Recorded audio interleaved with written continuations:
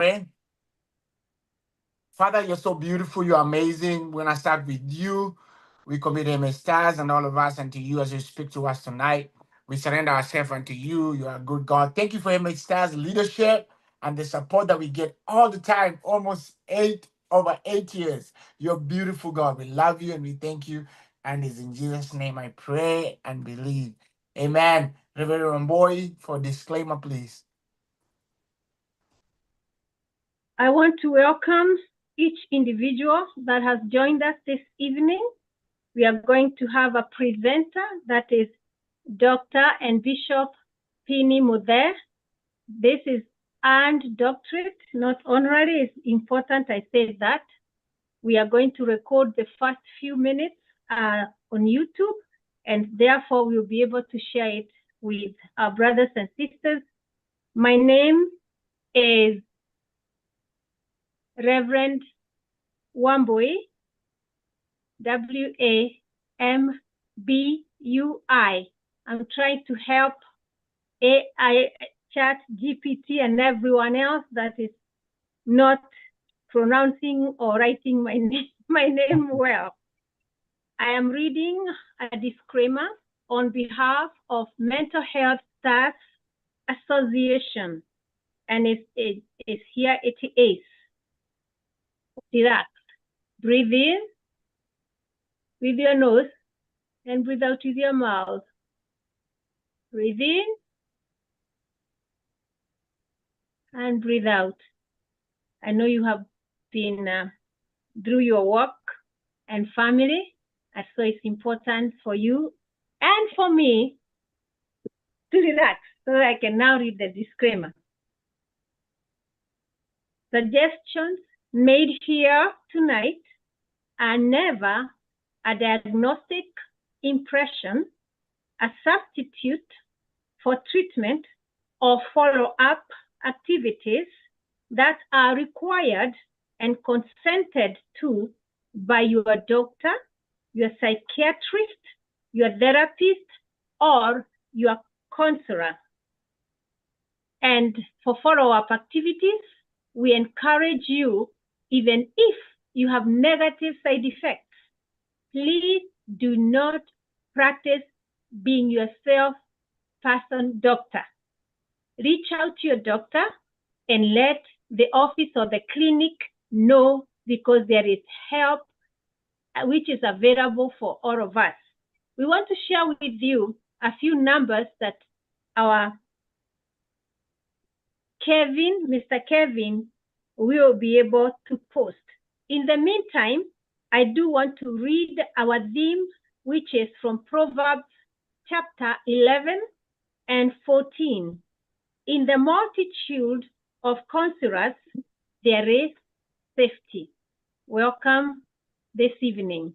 Let us discuss, share together, and please, whatever you get, those tips and ideas and resources, save them, because if you need them in times of crisis, they are going to be very helpful. And finally, I want to say that our mental health stars stands for start talking and remove stigma so that individuals and families can get help.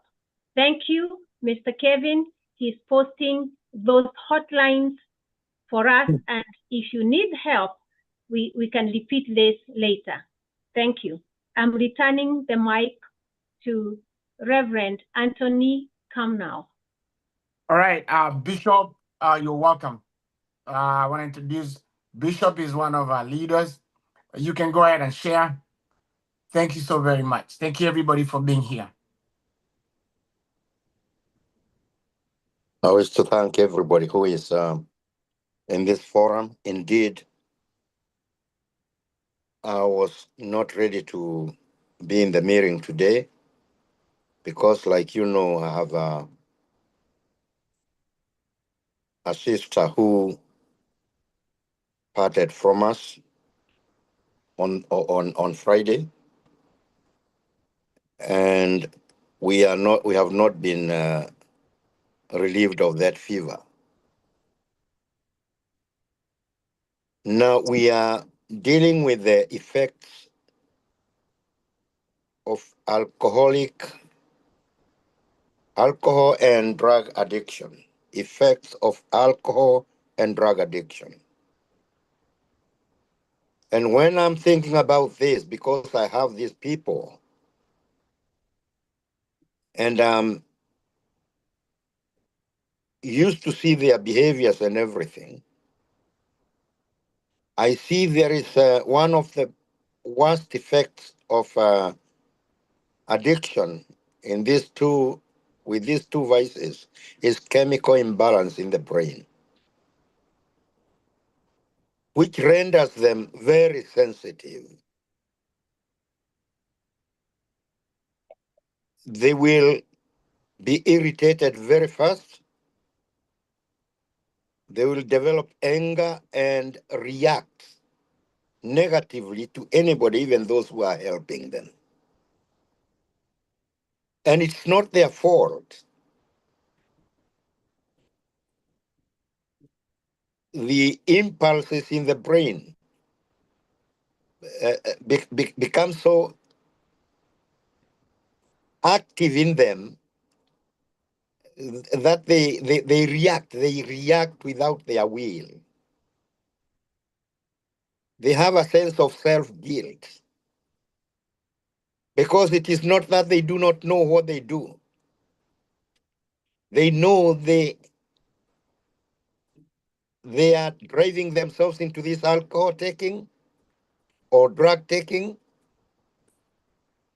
And when you discuss with them, they have all willingness to come out of it, but they do not know how. And the more they confess they want to come out of it, the more they find themselves a failure or failures. So they go on like that, and just to evade questions and everything, they develop denial.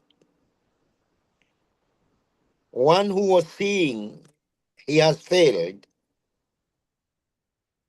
starts saying, when you ask him, what problem do you want me to address in your life? Or what are you going through? They will say, I'm okay. And the time he's saying he's okay, he's suffering from diminished responsibility. His sense of responsibility is dwindling, going down. Some have no sense of responsibility at all.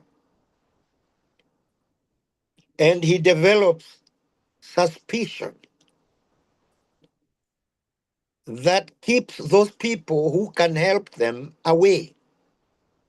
Because anytime he sees you talking to somebody, he thinks you are talking about them.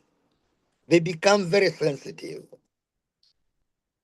And because of that, you find them isolating themselves because they have no trust in anybody. And that's very dangerous because they will start holding up. They don't open up. He will remain with his problems. And even when they are sick, they don't want to say they are sick. I don't know how many minutes I have, Shaman. You have enough. Good. Yeah, give yourself another 10 minutes. Yeah, enough. Yeah. This element of isolation becomes very bad because whereas we could talk to them before, when they develop this element, he does not want to see people around him. He considers you disturbing him at all times. He wants to have time with himself. He wants to be alone. And some even say that I want time by myself. And by then, he may be in the cold, trembling, shivering with cold. But he does not entertain help.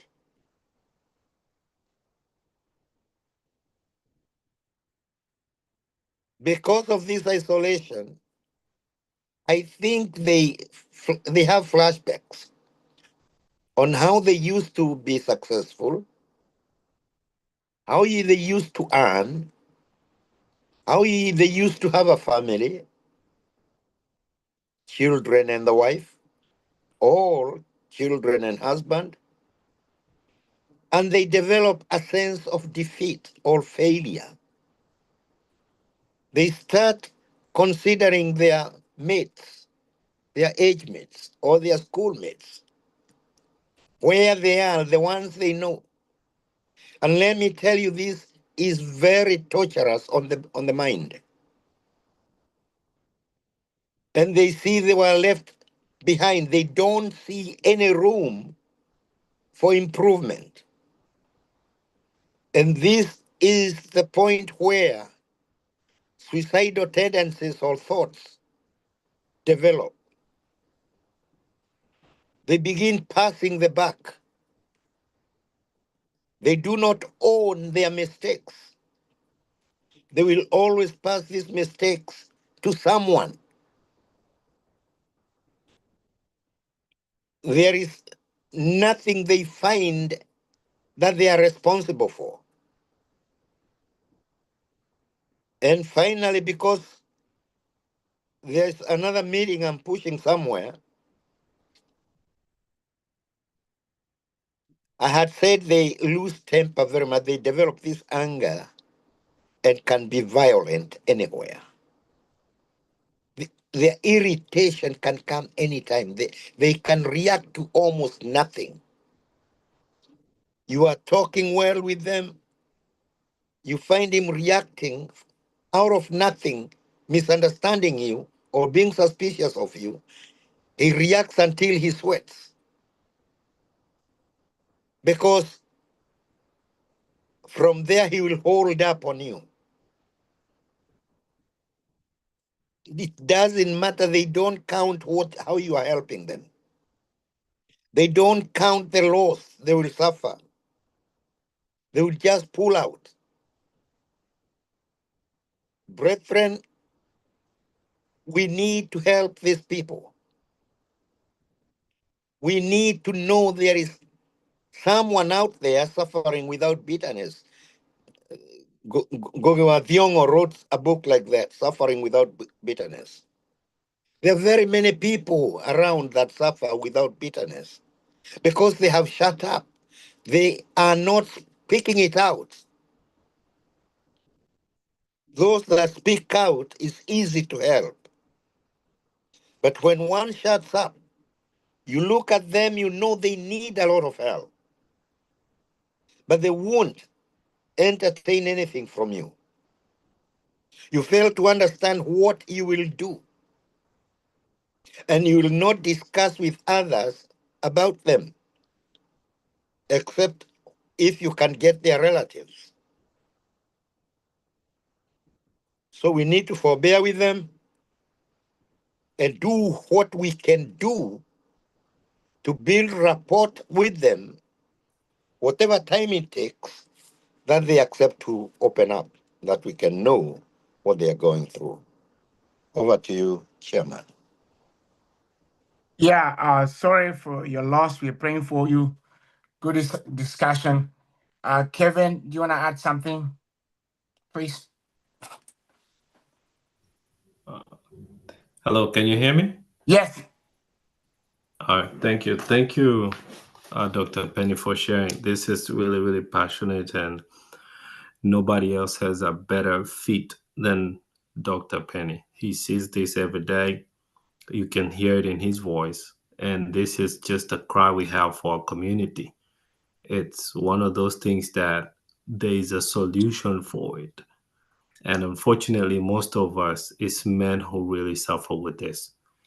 for the biggest population among our diaspora families. I'll just speak from what I see in terms of when it happens and this particular individual ends up in a hospital. What we normally see, and if it's safe when they come in, especially if they're operating motor vehicle or motorcycle. If it's a crash, it's on the other side. You're praying that they make it through. We do all we can to save their lives, but this is just one of those you're like, I hope we could have caught it before. Someone could have talked to him. Part of being lonely is operating equipment like cars, part of shying away because they can buy this brown bottle or one bottle or two or even a case and just be somewhere sipping on it or drinking it. But deep down, it's their self-pity that they keep pushing themselves down the drain farther and farther. What we see also is effects on medication. Sometimes you're a provider, you're writing prescriptions and someone doesn't tell you, but when you do the blood work, it just tells you something is not adding up. This is way off. But we encourage, please, if you have this particular condition and struggling, especially with alcohol or illicit drugs, come up front, just tell your provider. Majority of them want to help you.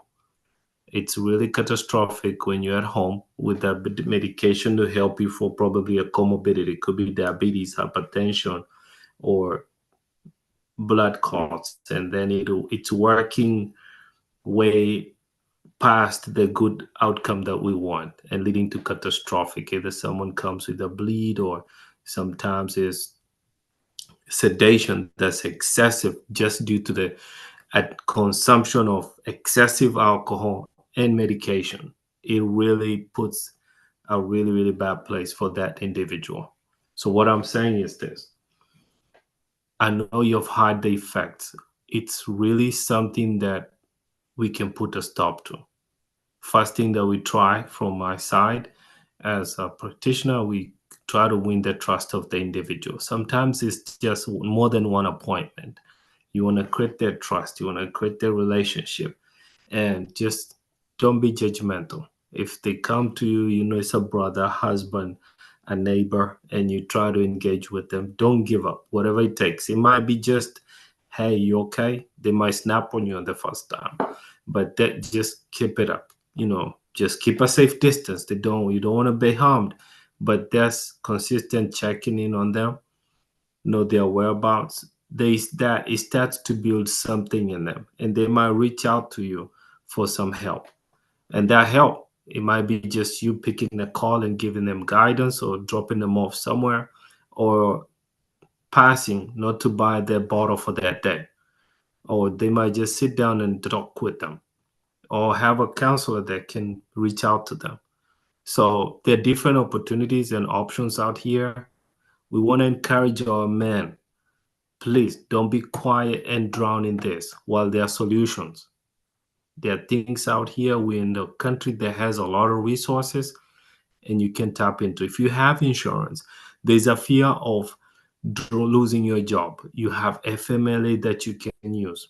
A lot of insurances currently, they are paying for rehab, and if you file it correctly with your employer, you know, sometimes if you need documentation, work with your primary care doctor to sign it for you.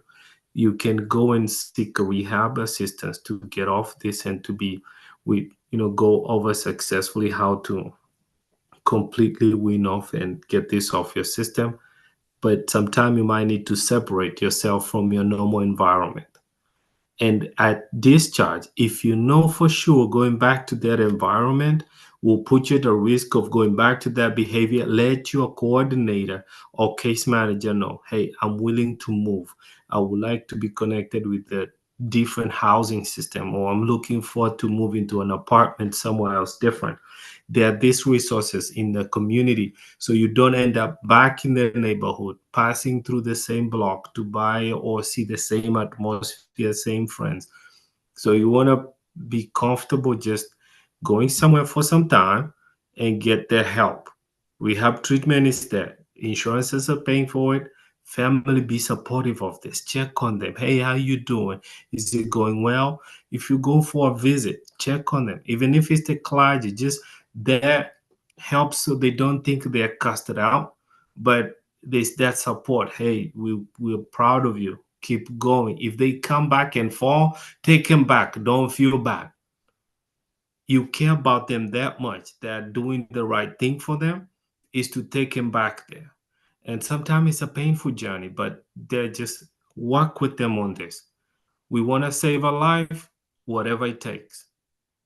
Back to you, come now. This is just one of those things. And let me just touch on one thing.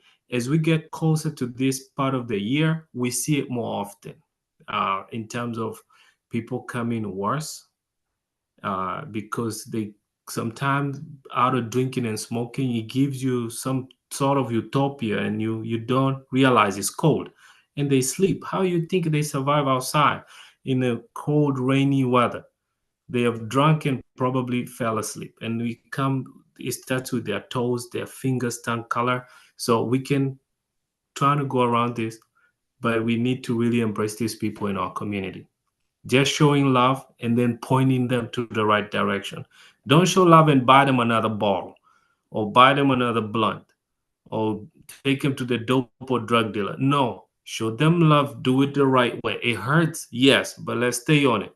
Thank you. Back to you, come now. All right, thank you. Before Rev says something, I wanted to share something that I'm really passionate about, and I'm gonna get out of YouTube and I'll go into details why I'm passionate about talking about this, so you can know. I'll open up and share some little details of what I'm thinking.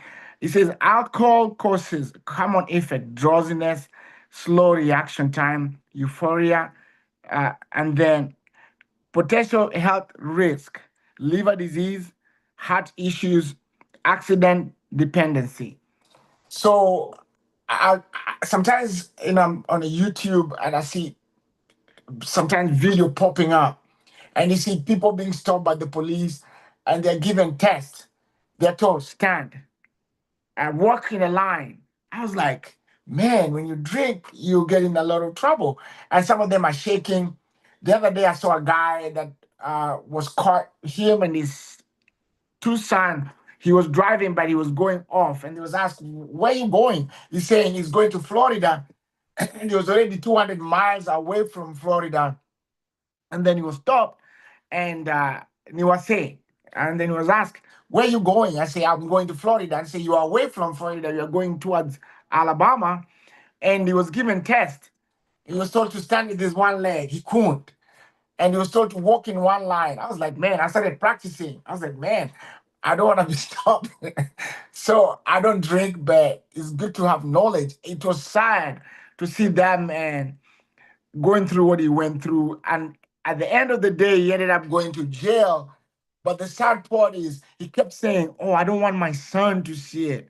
I don't want my children to see it. And then what's going on? He said, oh, I'm going through a divorce. I'm losing everything. My wife is leaving me. I'm losing my house. So I realized when people go through difficulties in the relationship, they get in that trouble of drinking. I don't know what triggers that. And I see we men, we don't know how to cope up with it. And women, I see ladies, when they go through stuff, I always say good gossip. They have good gossip. They talk to their friends. When you're going through financial difficulties, they reach out and talk to their friends. But guys, we don't do well. So when I saw that guy, I said, man, how many men are out there struggling with alcohol because of going through depression, marriage issue?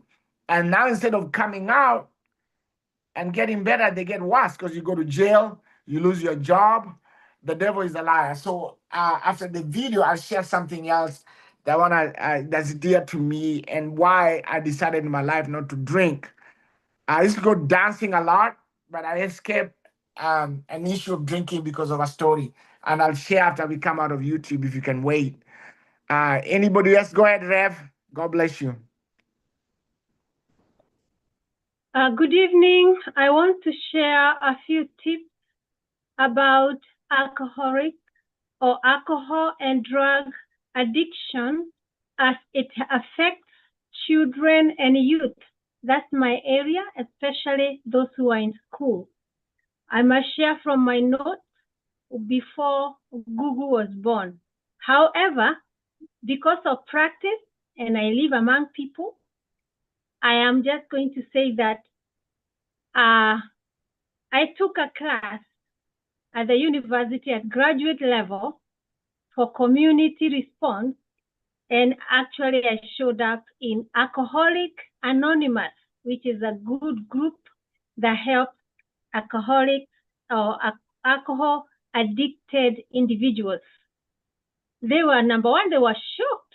They say, how did you drive up here? And I was like, I drove myself, only to learn that the majority in this group had been to jail, or rather they had been arrested, and one of the requirements was to get help. This was not the first time they were arrested. Many times, when a person is arrested by the police for drinking and driving, that was not the first time they were driving under the influence. They just got caught.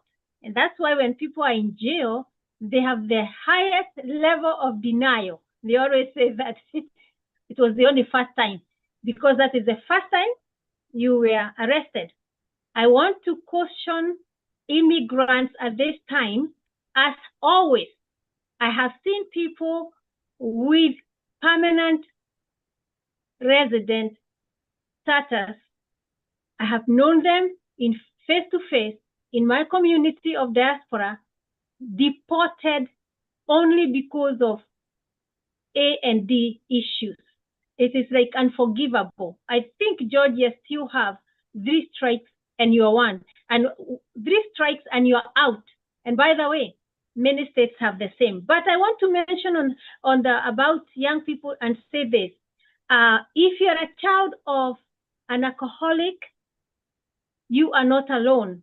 Or if you are alcoholic and your children are going through issues, because it affects all kinds of backgrounds, or people from all backgrounds that are rich or poor, from any racial or ethnic group, college graduates or high school dropouts, from large cities or small towns, like where I live is a rural town. So alcoholism and drug addiction affect families across, by the way, including in the church, especially you that have now noticed they come to church with their own drink, but they're struggling. I think if I have a church, the first thing I'm going to do is surrender your drink. I can give you water, which is not tainted. I've become so smart. Weddings, parties, and we are seeing these behaviors in young adults. Let me just go to specifics like this.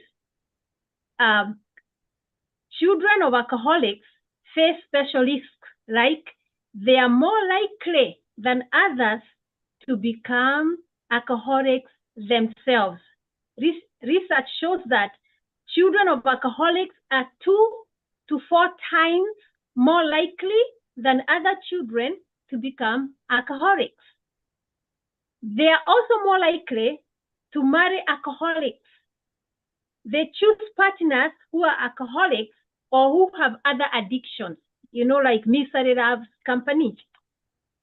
They have problems related to their childhood, and this may be emotional, psychological, or even physical. So we have to develop empathy, concern for children who grow up with alcoholic parents, because often they learn special rules and special roles to cope. They know the parents are drinking. And so we as myself as a specialist, if I go to make a home visit and we know that there's somebody who is taking alcohol, I don't do this now, so please relax and don't be afraid of me. I would go to your refrigerator to check. Same thing, you would talk about weapons. So it's so important that we understand alcoholism and drug addiction affects the children in the home, especially minor children. And in one of the announcement, we say that an addicted youth becomes an addicted adult. An addicted adult becomes a senior who is addicted. You can even be religious. There's another topic that we can talk about for this sipping. It's a book called Sipping Christians. Sipping Christians is people who are taking alcohol. They are coming to church and they're singing in praise and worship. I have even known and even was in the same forum and platform with a preacher that was drunk. And I told my husband, there's something wrong with this preacher, but I didn't know what to do. This is a white man. I can call his name, let him come and get me. John Wesley. And he used to minister alongside Jim Baker. By the way, I don't know, we went to this church somewhere far away where there were rich people. I remember them. That's another story for another day. And I was like, I told my husband, he has too much cologne and he was always spraying his breath so that he smells like that. Never knowing that alcohol, once it binds with your body, chemistry, it's almost like you can smell the person and you can almost smell the clothes and they're actually staggering a little bit. And I thought maybe they had the Holy Spirit. But I questioned because in this church, I have to talk to my husband, what do you think? It took many years, like 10 or 15. When I saw it on the TV, I said, oh, God of mercy, I wish I had known. But one thing I did, he wanted to lay hands on me. I said no, because I did not ask for prayer. So I'm just saying, as we develop empathy, please understand, children are suffering. I cannot go into school behaviors right now, but another time we will talk about what in the school system we have noticed about children of alcoholics and people who are addicted. I wish I can be so soft, but what I want to say is this. Can you smile? I know this is a sensitive topic. Please smile. Be happy. Why? Why do I make people smile after such a sensitive and horror stories? Because there is help. Hallelujah. Wherever you are, say help.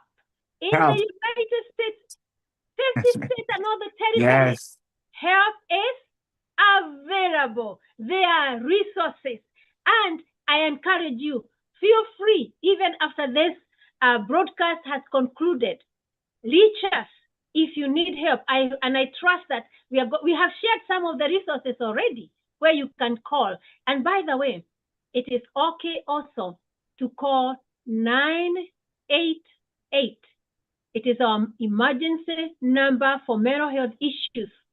Because if you call the police for your brother, your sister, your child, your husband, your wife, and they come, they tend to escalate issues. No offense, I'm not bad-mouthing the police, the PO. I am just saying we have help and it's available. Please do not suffer alone and don't remain guarded. That's why we say, start talking about mental health and let us help each other, remove stigma so that individuals can get help. And the medical field with Kevin has already done that. Today, A&D or other, alcohol and drug addiction or use, some people say abuse, some people say use, you can even talk with your primary care physician. But as Kevin said, be honest to the T so that you can get the help that you needed. So help is available. I believe in what you can predict, you can prevent. And I am so grateful that there is help in Georgia and in your state, in Missouri, in California, even in Kenya. I go to great strength to study Kenya. And I even keep resources if somebody in Kenya says, I need help. Especially people are crying out on Facebook. They are not even talking to their families. They are afraid. They are putting it in the public. www.provide World Wide Web. So you're telling your enemies, the police, you're telling your employer, you're telling your peers, you're telling your pastor, that's who you are. If you don't mind confidentiality, I would rather speak to a mental health provider, a medical provider, or a doctor, and I would also talk to my bishop, like Bishop Muder. He has left the platform, as you already know. We're going to have to take 1 minute of silence to remember his sister. So thank you so much. This is a topic I can talk about. So when I went to Alcoholics Anonymous, they almost beat me up for 2 things: for driving there before I could say. Number 2, they were going to literally chase me out of the room because they said, if you cannot share your story, your failures, your successes, and where you are, you don't need to listen to other people's stories. And finally, in clinical notes, I am not in AA, alcohol and drug addiction. So I made the mistake when Kelly, my friend, this is just a name I'm using, was out sick, and I was seeing her clients. So they were all telling me, I said, how much alcohol have you consumed this week? They told me a couple, 2. Do you know I have to go to a bar because of my classes to understand what is this couple? You know what I learned? Why are they serving this tall? I think the one I saw was called Moon, tall glasses. I can't even believe somebody can drink those 2. Then when they finish, they were serving them 2 double. So I deduced, So the next time I wrote, I said, denies taking alcohol, accepts taking a couple, only to know this person took 2 or 4, that is 2 one time. Second 2, that was 4 tall glasses. I don't even know where it went in the body. And now they are drunk. Do you think they remember if they took 6? The bartender is supposed to sell you alcohol until 3 a.m. So he was just dishing it, and you were paying. And do you want another one? Yes. Until it was like, yes. Somebody came to the bar saying, hi, miss. And now they're saying, who are you? So that's how I learned that there is something called a couple. So now in clinical notes, what do you think I said? Denies taking alcohol, which we call is a self-destructive behavior. You are taking it with your mouth. If this were alcohol, you take it, you put it. Just say like with my friend who got saved, he talked to the bottle. Tell it, bottle, I have gotten saved today. So, or I am in Alcoholics Anonymous with that lady. The day this bottle will pick itself and drink me, that is the day I will drink it. I know it takes more power. It takes the power of God. Bishop Muder would have said this. This I learned in Alcoholics Anonymous. It takes a supernatural power. They did not say God. For someone to overcome alcoholic issues. Remember what I said? It binds with your body. Remember George Bush, the president, what he said? You can't serve him alcohol. Why? Because his body chemistry will always, almost forever, crave alcohol. There's another thing like that, but I'm not going to talk about it, called STDs that are viral, that never get cured. So you have to be on guard. What did I say? Disconnect yourself from people, places, things, and activities. Thank you. Mr. Kevin said, if you have to move out of town, I'll help you. Yes, you can. You can move away. You don't need this crowd. This crowd is going to not be very big. Good. And somebody needs to address why our young men and women, by the way, in America, don't talk about men being alcoholics. Now we have girls, we have daughters, we have sons, we have women, single, married or not. So we are facing similar issues much more in the USA. I don't remember, but maybe 2 women I ever had, and so in Kenya, that they were drinking alcohol. But here, we have similar problems because it's readily available. Thank you so much. And I know as we are talking, we are going to take power back in our hands, and we are going to help our brothers. It is possible. Right. Thank you, Rev. We are still, if Rev is still here, we were still live. So I saw Dr. Heme. We're still live. Do you want to make a comment before I get out of live? Dr. Heme, I saw you. Say for 2 minutes, 3 minutes.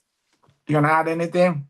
One of our greatest supporter of MHSTAR is here.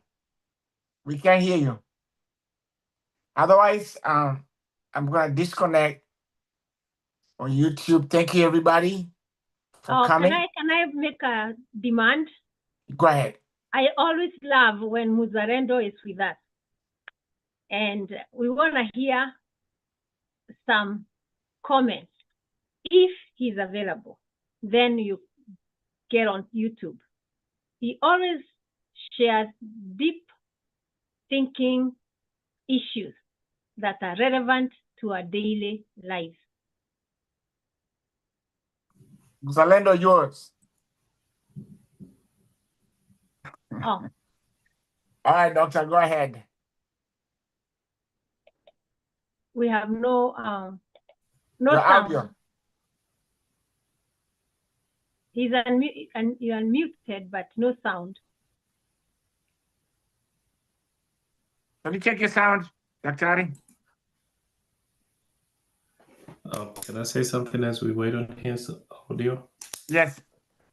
I just want to encourage our clergy, especially our pastors, that support our communities and help us to embrace this options for support for our community in terms of their resources like we have, and how to get our community placed in this is something that we need to embrace. As this is what I say, they come to your office, you pray with them, please take them somewhere. You better pay an Uber or get someone to give them a ride to a good place, safe place that they can get treatment. So as you're praying, let's make sure that we know where these people are going to. Thank you. Perfect. Thank you. One more trial, doctor.